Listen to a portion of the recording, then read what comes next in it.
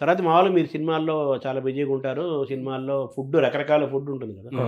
మీ షూటింగుల టైంలో మీకు అందే ఫుడ్ ఎలా ఉంటుంది? మీ మేము క్రమశిక్షణ వేరు, అక్కడ ఉండే ఫుడ్ వేరే ఆ, ఉంటుందా? మేము 15 ఇయర్స్ ముందు అన్ని తిన్నా కానీ ఒక 15 ఇయర్స్ 10 ఇయర్స్ అయిందా ఇంట్లో నుంచి ఇంట్లో నుంచి మ్యాక్సిమం షూటింగ్ ఇంట్లో ఉంటే ఇంట్లో నుంచి తీసుకొస్తాము.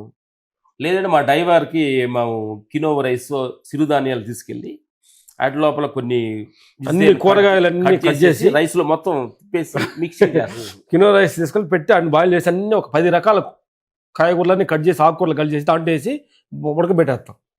మ్యాక్సిమం వైట్ రైస్ అనేది 15 సంవత్సరాల నుంచి వైట్ రైస్ అనేది రైస్ పెద్ద తినాం. డే టైం కూడా పగలపూట కూడా. పగలపూట ఉమ్.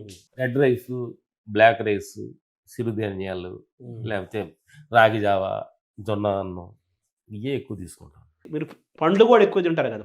పళ్ళు ఎక్కువ తీసుకుంటాం, ఫ్రూట్స్ ఎక్కువ తీసుకుంటాం. ఫ్రూట్స్ జ్యూస్ ఎక్కువ తీసుకుంటాం ఆకలి అయినప్పుడు.